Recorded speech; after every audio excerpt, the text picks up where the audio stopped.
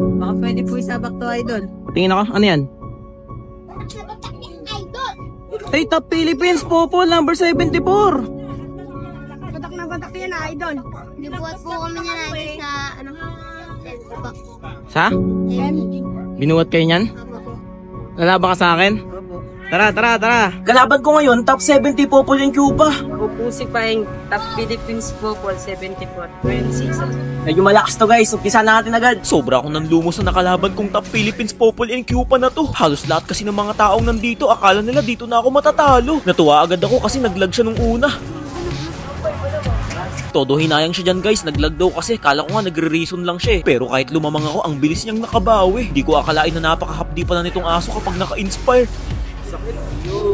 Gumaganon pa talaga ng kamay ah. Pero natatahimik naman kapag ako na ang nakaisa. Tulad na lamang ng ginawa ko dito guys, dumikit kasi siya sa pader kaya nalagunos talaga ng malala. Nagkunwari na lang tuloy na umubo kahit naman wala. Tapos sa puntong ito napakaganda ng sabayan namin, kaso nga lang nagkamali ako. Napindot ko kasi agad yung winchalan sa sobrang takot ko sa aso. Ang nangyari tuloy, napitas niya ako dyan. Sa tingin nyo, tama lang kaya yung ginawa kong nag-winchalan agad. Kahit siguro kayo gagawin nyo rin yun kaysa makaladkad. Tansyadong kung tatamaan siya ng sibat ko sa parting to. Nang mabitawan ko, nasa pool agad ito. Natawa nga ako eh kasi bigla niyang pinalaki yung alaga niyang aso. Sa kagustuhan niya sigurong hindi masayang kahit nasa tori na ako, pinilit niya pa rin ako mapaslang.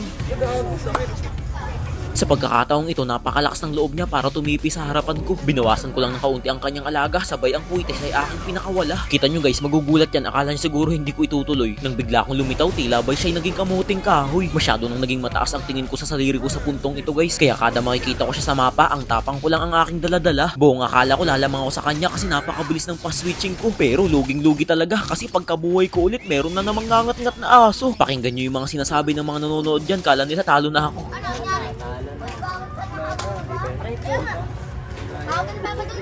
Kumabog lang naman yung dibdib ko ng kaunti pero laban lang, kayang-kaya ko pa tong i-def. Napakahirap nga lang kapag nasa sitwasyon na kayong ganito kasi kada labas ng mga minions flow ko nakikrill niya agad. Kumbaga nakiklear lanes niya agad lahat ng bubungad. Parehas kami nag-iingat guys kasi nga tignan nyo naman 20 minutes na yung nakakalipas, hindi pa rin matapos-tapos yung laban na to. Sayang di pa tumama yung sibat ko. Kung mapapansin nyo sa mga mukha namin, parehas kaming kabado. Kung sino kasi ang magkamali sa amin, makikita nyo na agad kung sino ang mananalo at matatalo. Panoorin yung gagawin ko dito kung paano ko siya nakambak. Mabibilib kayo sa lawak ng aking isip at utak. Huwag muna kayong pumalakpak kasi pinatulog ko siya sa isang iglap ng pagtulak.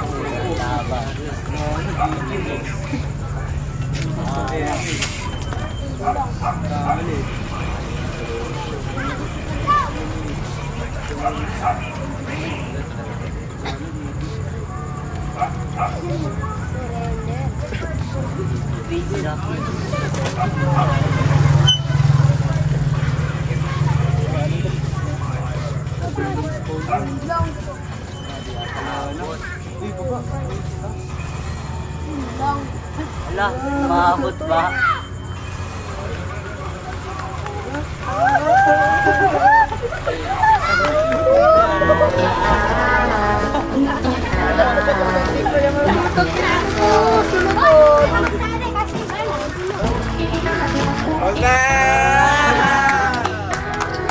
Sobrang hirap kalaban ng Top Philippines guys.